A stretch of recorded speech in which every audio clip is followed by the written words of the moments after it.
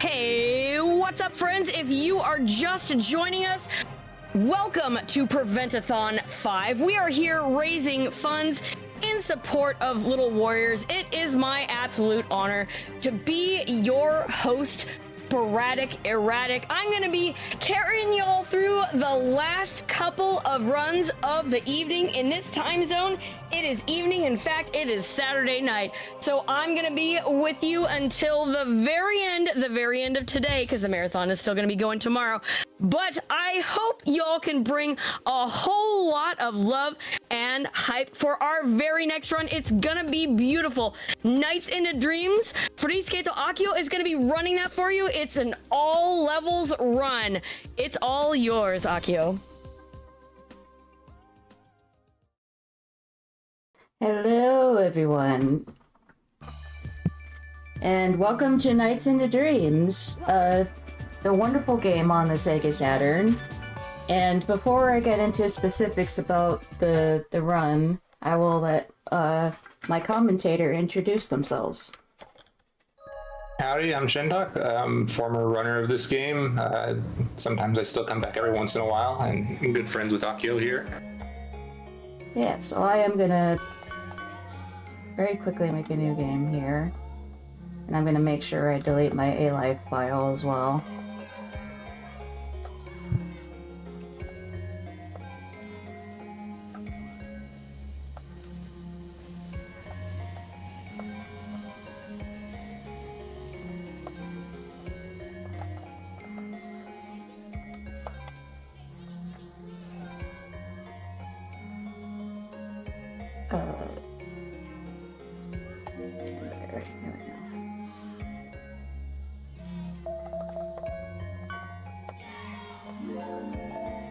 You know, I never knew you could delete the ALI file from there. Yep.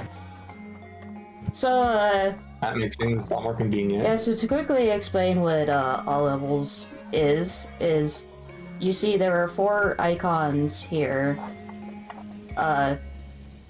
And there are 2 playable characters in this game, Claris and Elliot. They each have their own unique set of 3 levels, and they have a final level which they both share. But we are only going to be doing that final level once as one of them. And with that, I am going to be going into the run. I am probably going to have Shentok explain most of what's going on, because this game requires quite a bit of concentration.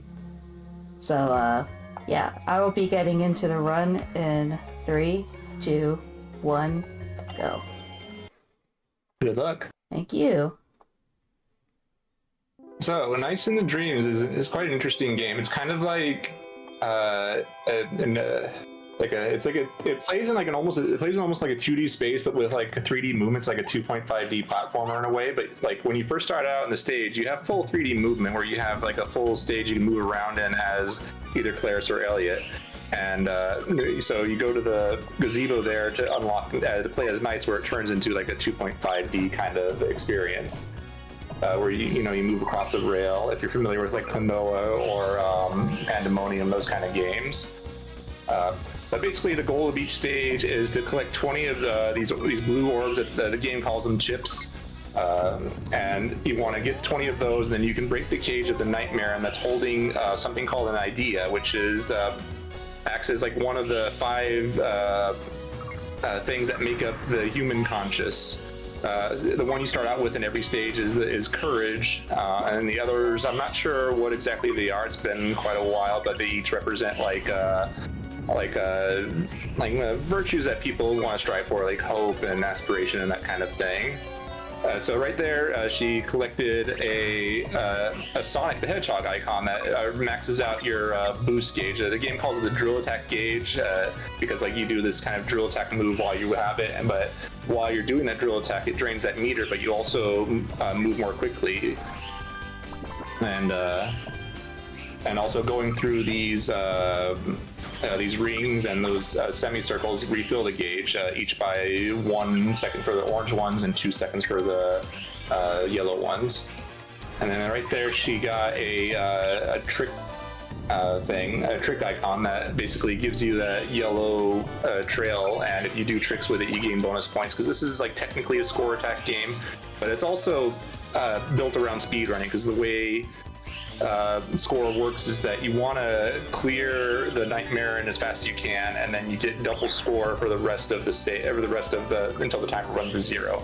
And then the idea is just to keep building up the chain and collecting orbs and so on and so forth until the timer gets close to 0, but not at 0. Because if you go at 0, your score resets to 0. But the idea is that each time you collect an idea from the Nightmare's cage, you have to go back to the gazebo to turn it in. And if you want a score attack, you just got to keep going around and around in loops until you get as much score as you can. But fortunately, you don't have to really worry about that. Casually, you do, because as Akio had said, to get to the final stage, there is like the final stage for each character, and the catch with that is that you need a minimum of C rank for each of the 3 stages for at least one of the characters in order to access the final stage. Because as Akio had said, both final stages are the same. They do have some small differences, and right there, Akio just did a very, very fun speedrun trick that's technically intended, I would imagine, where normally this boss Gilwing has many, you have to keep hitting its head many times, and it gets the tail gets smaller and smaller until there's no tail left for it to generate a head from.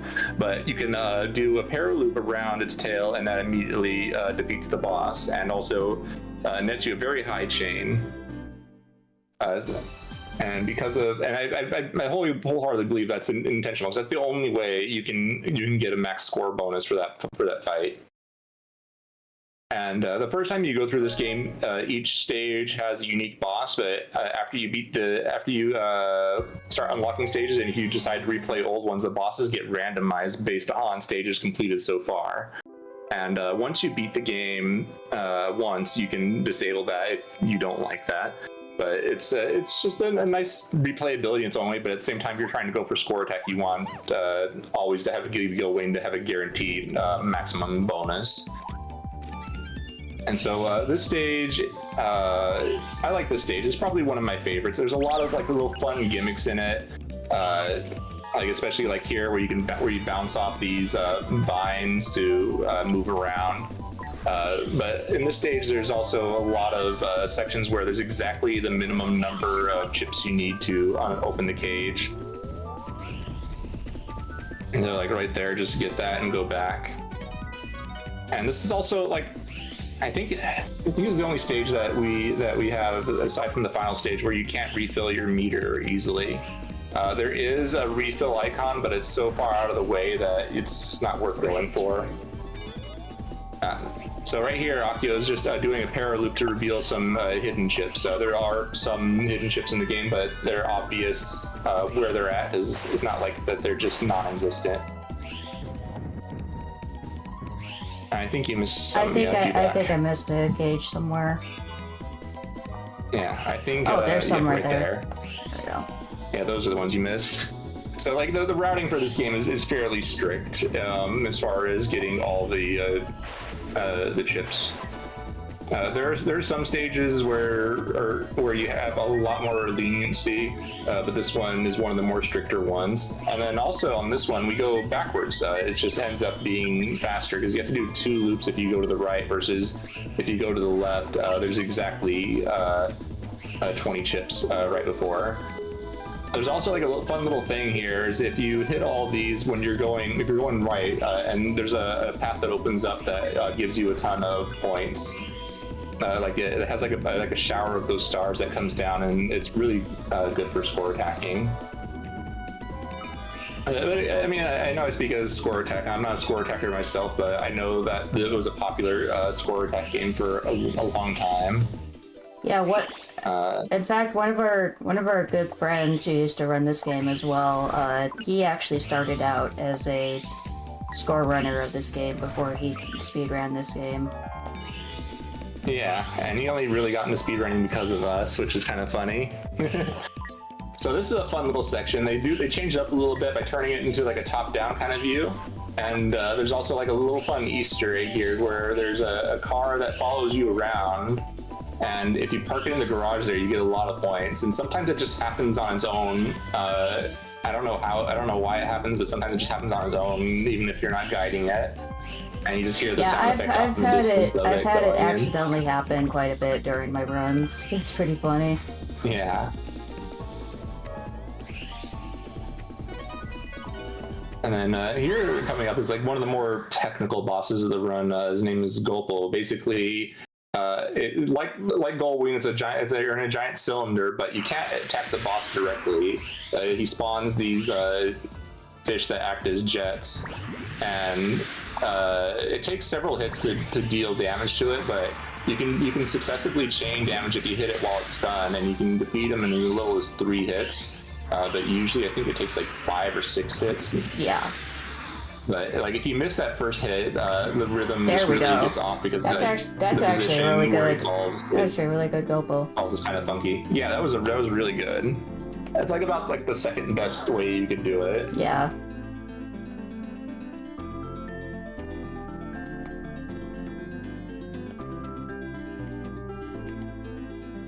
But I like this fight when it goes well, because it looks really impressive when the boss just dies in 3 hits.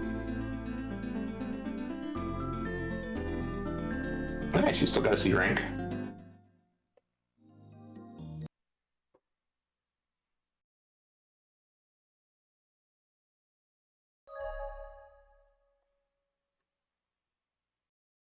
Now we're on to Soft Museum, which is an interesting stage for 2 reasons. Oh yeah, I like this stage a lot as well. It's the first stage in the run if you're starting as Claris, where you do the first lap on foot, only because it's just a lot faster. Because like the chips that are on the path when you do the first lap are kind of sparse. So you have to do the first lap multiple times, but if you do it on foot, you don't have to worry about that. And it's like the movement on foot is actually quite interesting. You have like your jumping is your main form of movement, but you can chain them together to gain more speed or more height depending on how you jump. Like if you just hold the jump button when you're landing, you'll just jump higher, but if you tap it like right, there's some past the mare. Oops. Those ones work too. Oh, that's right. Dad. But if you tap the jump while like as you're landing, you'll gain more speed, and that actually goes up infinitely, where you can get infinite speed if you can keep going forever. But there's not really any practical use for that. It's just a really cool gimmick, and it's something that only really exists in the Saturn version. There are later ports of the game originally from on the PS2 and then onward to like the 360 and PC, and those ports are missing that feature. Yep. Strangely enough. So now, like now in this stage, why it's called the Soft Museums, because all like the walls and floors are kind of like warping around you because they're like there's like a soft pillowy texture, and you bounce off of them instead of just like hit them hard. Nice. Oh, now this is the tricky part of Soft Museum. Yeah, this is a really tough part that can trip people up their first time through. It was like normally there's an auto scroller you go through. Oh, you missed the cage. But there's like a kind of a funky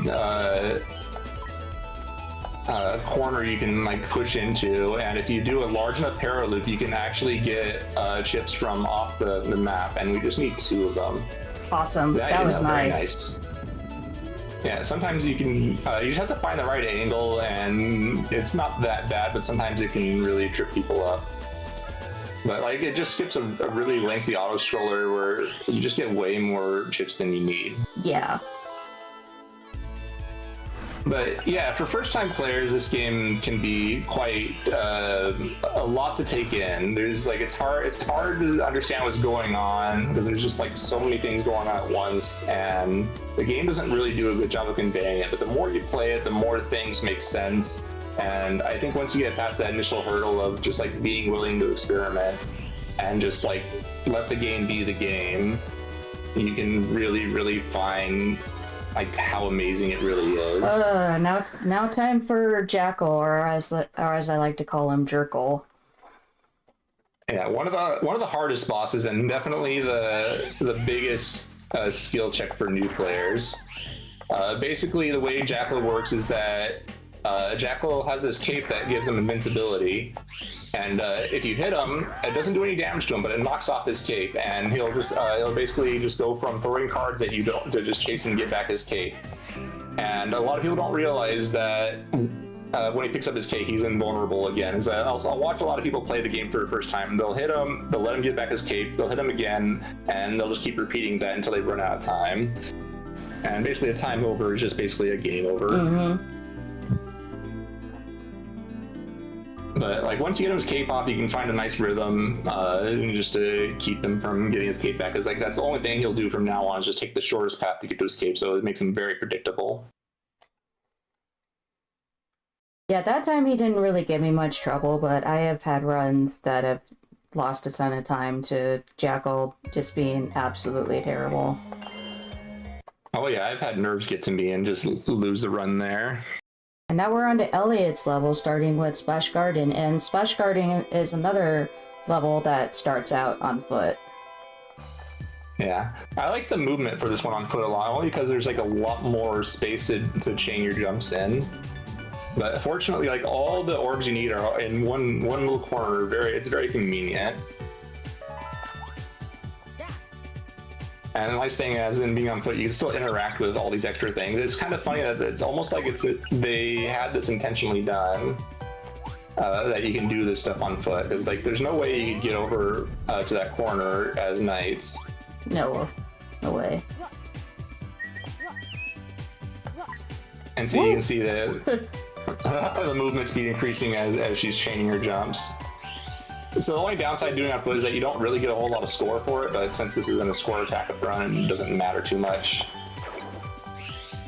Nice. And this is also another stage. Sorry, go ahead.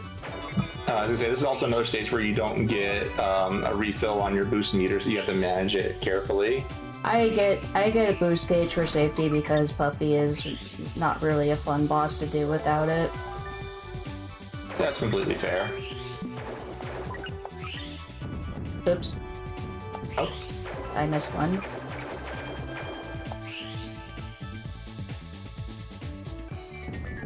There we go. Is this an okay time to make an announcement? Yeah, go ahead. Yeah, go for it. Well, we have a brand new incentive that has just opened up for the very next run. It is the Super Alloy Ranger Boss Rush incentive, and if it is met, the runner will do a boss rush after the end of the run. You know what that means? It means more Prevent-A-Thon, more time to raise funds for Little Warriors. We are looking for $30 to unlock that incentive. So we have until the end of this run and the end of the next run. Not a whole heck of a lot of time. Please get your donations in. If you're not sure where to send them, you can type !donate in chat and that link will come right up for you. Just need one more. Yeah, you might have to go through the auto scroller. Yeah. Well, I think there's some right before the auto scroller that you can get. Oh. So, oh yeah, touching on the A life file that Akio deleted earlier. Basically, this has like a very rudimentary raising sim in it that served mostly as like a prototype for the Chow Garden. Or basically, you can interact with these little Nighttopian characters named peons. There's also different tiers of them depending on how you raise them. I don't really understand the system all that well because it's not that well explained, but they have a really cool effect on the game where, like, depending on their mood, changes how the music is in each stage. And so every time you play through a stage, the music changes quite a bit, which is really, really cool. So like you're never gonna get the same experience twice. And so this is Puffy, very easy boss. If you ever played the demo, this is one of the bosses in the demo. But basically all you do is just keep throwing her through the weak points in the wall until the end of the room. But it can be problematic if you're new to the game because you just don't really understand like how like physics are. So it's like she's a tough first boss, but I would say between her and Gilwing that she's a bit easier, just because it's more straightforward in what you do. Whereas with Gilwing, it's not obvious right away. Yeah, and also fun fact in the Sonic into Dreams part of Christmas Nights, when you fight Puffy, she is replaced with Robotnik. Yeah, and they also use one of the boss themes from Sonic CD, if I recall. I believe so, yeah. Right?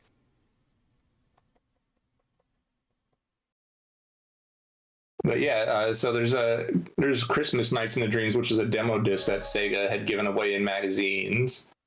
Which, if you play it during the month of Christmas initially, it changes the game to a Christmas theme. It's really, really cool, and there's a lot of unlockables. It's quite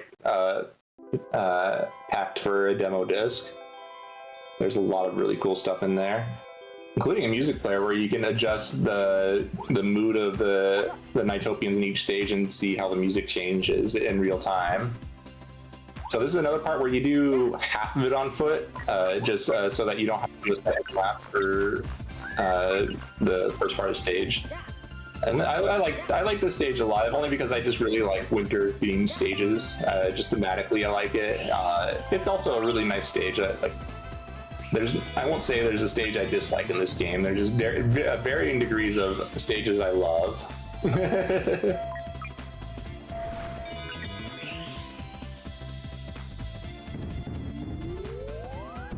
Very nice. Yeah, demo discs.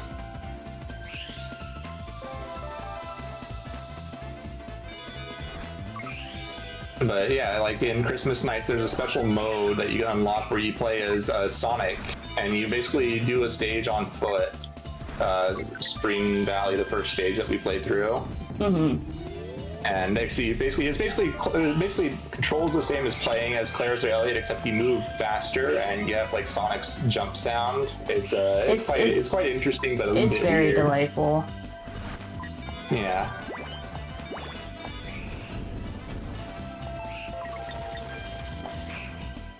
Nice.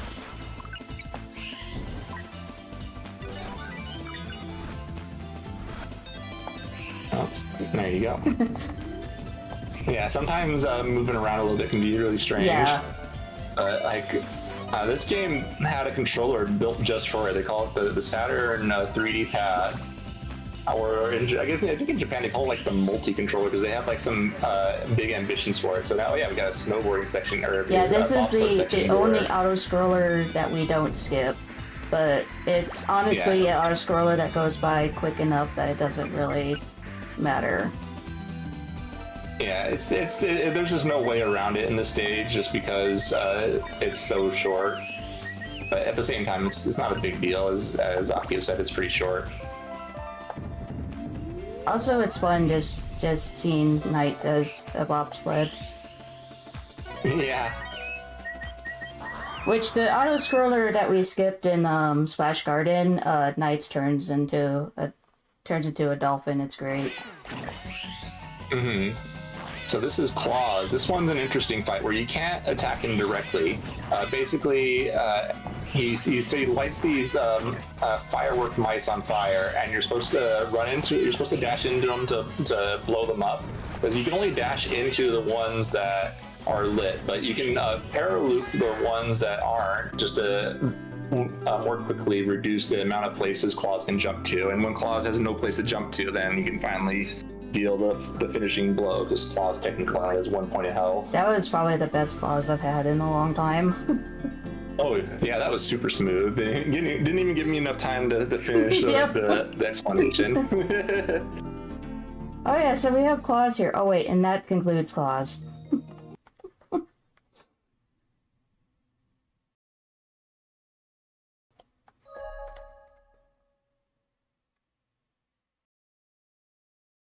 Now we're moving on to the scariest level in this run. Yeah. I used to really dislike this level casually, but it's probably my favorite to do in a speed run just because it's such a technical stage. It is very technical. Yeah. Nope, I can't do it. So there's like a funny little thing you can do where if you jump on that cactus before you get your orb stolen from you, you can move during the cutscene, and Knights gets stuck in this silly pose when you. Knights looks like he's in a little. They're in a little race car. It's really funny. Yeah.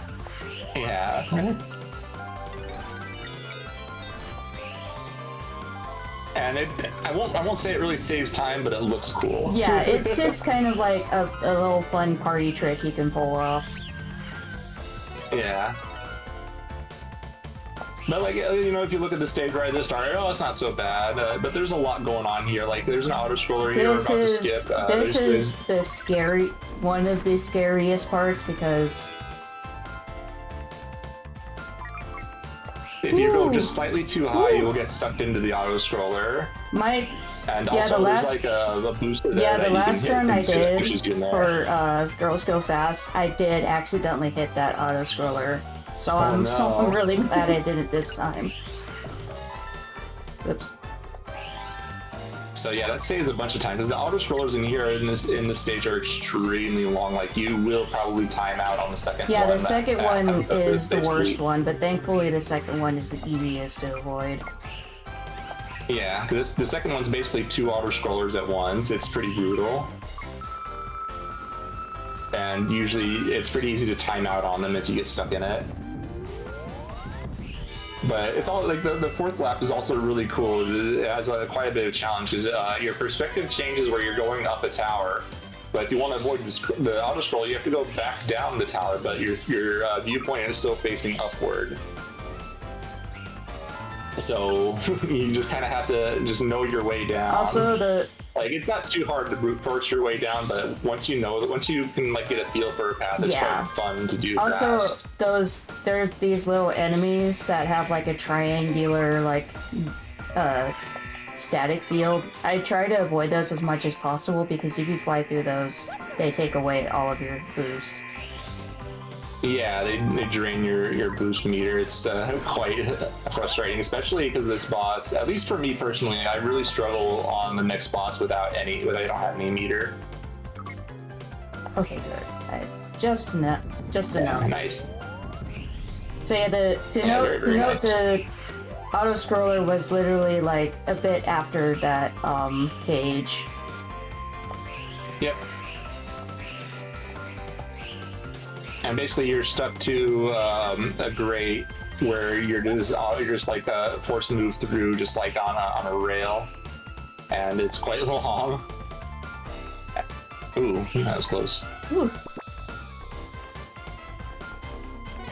And now to get into a little lore, we're going to be fighting Knights' counterpart Riala, which is basically like, if I just write it, Wise Man, the main villain, is like the master of dreams, and he has decided that he wants to collect the elements of the human conscious for himself. And so he started feeding people nightmares to start stealing them, and Riala and Knights were basically creations of his to serve under him. And Knights is decided to rebel because he doesn't like what Wise Man's doing, and Riala is just basically following orders. Right. And so basically, this is also like the stage for a 2-player versus mode that this game has, where one person plays as Riala and the other person plays as Knights. It's kind of funky, but it's fun. Oh yeah, to note, for that boss fight, you literally just paraloop him 3 times and he's dead. Yep. And but also Riala can paraloop you, but when you get paralooped, you just lose like 5 seconds of time. And now we're on to the final stage.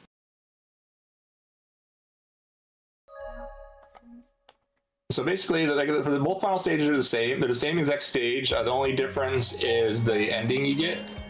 So you can either play as Claris or Elliot, and they each have their own unique ending. But there's also more. If you beat the game again with the other character, you get additional cutscenes in addition to that character's ending that adds like as a resolution to the story. But there's also even more, is that you get a different credits song if you beat the game after obtaining A ranks on every stage. So basically, when you normally get the game, you get the normal credits theme, which is like the children's version of the Nights in the Dreams theme song. Dreams. And then if you beat it with all A ranks, you get the adult version with like the one that you would hear in trailers and stuff. So this stage is different. Instead of like a 120-second timer and you have 4 laps where the timer refreshes, this time you only get 180 seconds. And you have 180 seconds to do all 4 laps.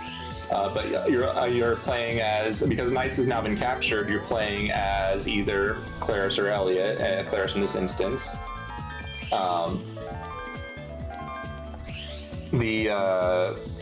The catch is that when you're not playing as Knights, you can't do paraloops. So as a compensation, they increase the attract range on your ability to collect the orbs. And then the first 2 Nightmare that you have to take down, there's exactly 20 orbs between them. And then we're going to do like a little bit of a swap here to go to a different part, so we're not having to go all the way around just to get to the Nightmare. And they give you more than enough orbs here. It's like only the first one is where it's really tight. The first and second one, sorry. Then the third and fourth one, they give you a lot more. And then we're going to do another swap here. Where she basically presses in both triggers at the same time and turns around, and we just call it like an air brake or something like that. I don't remember if we had a name for it, but it basically lets you do a quick turnaround without having to do a full loop. It looks cool and it saves a little bit of time. Also, a bit of now that we have all a bit of a flashing warning coming up in a bit here. Yeah. So now we're getting free Knights and take on Wise Men. Now, this is actually kind of a cool fight because you have both you and the other Knights, I guess in this instance, Elliot as Knights. Yep. And Wise Men has 4 phases, or he has 4 attacks, and basically each phase is one different attack. And each time you hit him, you go into the next phase, but he will also go to the next phase if you time out the section. And I've had instances where instead of doing the 4th phase, we'll just repeat another phase. It's kind of funny. Ooh, nice. That's a good dodge. So like the way to damage Wise Man is you have to wait until both you and the other Knights are attached to the shield. And then you can do damage. And you can tell that happens because like a rainbow pattern will show up when the other Knights have shown up. Like that. And then if you just fly into Wise Man, it just makes the stage transition to the next form a little bit quicker. And they're pretty simple stuff, like just the hurling things at you, one of them an asteroid belt. And then the final one is he basically, it's like he throws tornadoes at you, and if you boost through the middle of them, you won't get caught. Otherwise, you'll get caught by them and you'll lose a bit of time. Very, very nice. That was a very clean fight. That was a very, very... Overall, this run has gone really well. That was very nice. Time is going to be coming up as soon as the screen fades to white. And... time. Oh, those aren't holes, those are eyes. Oh, eyes? Oh my gosh. GG's. Yeah, GG, a very nice run. Way underestimate, oh my gosh. And with Clarience? Clarice's ending, you get to see her do a singing audition, and she absolutely nails it.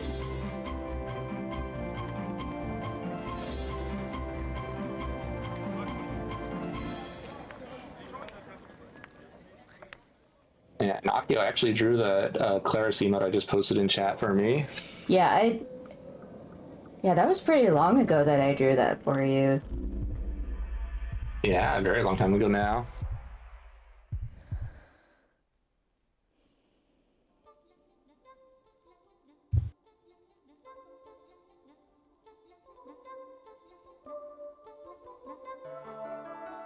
Everyone get your la la laws ready?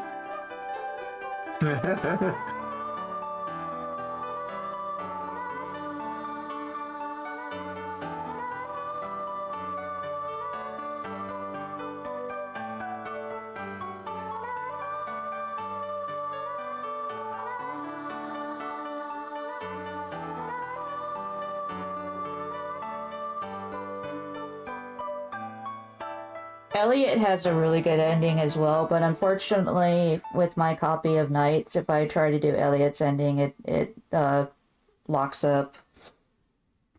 Oh right, I forgot that happens with your copy. Yeah.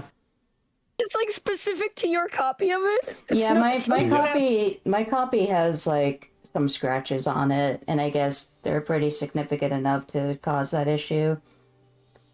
Oh my gosh.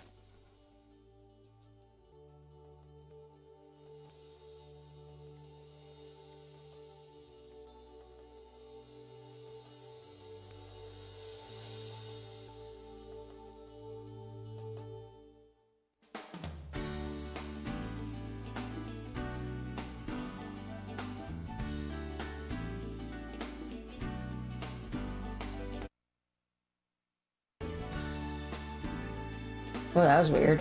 And the scratch is expanding. Oh no.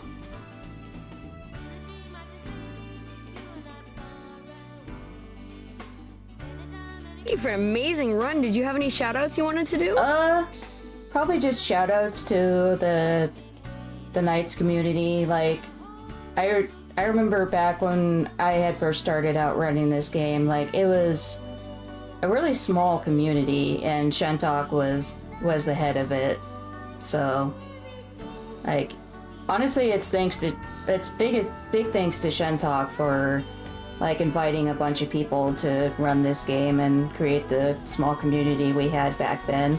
It since has like expanded into a pretty significant size community now, and there are quite a few like really good runners nowadays that could do the game like way better than I can, honestly.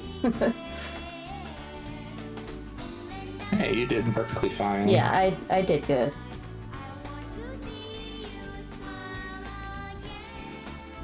I think that's a marathon run I'd be proud of to do. Yeah.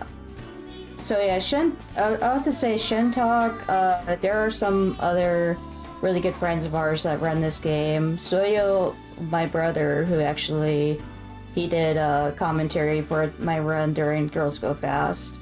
And J question mark, who actually contributed a little bit to the community with, he actually drew like a map for Sonic into Dreams whenever we would do like Christmas nights runs. So like big shout outs to him. And also there is a community member that I talk to every so often, Pochi. She is one of those really good nights runners. Like, I think her full username is like Pojilin or something. I can't remember what it is, but definitely check her out because she knows like all the newest tech in this game.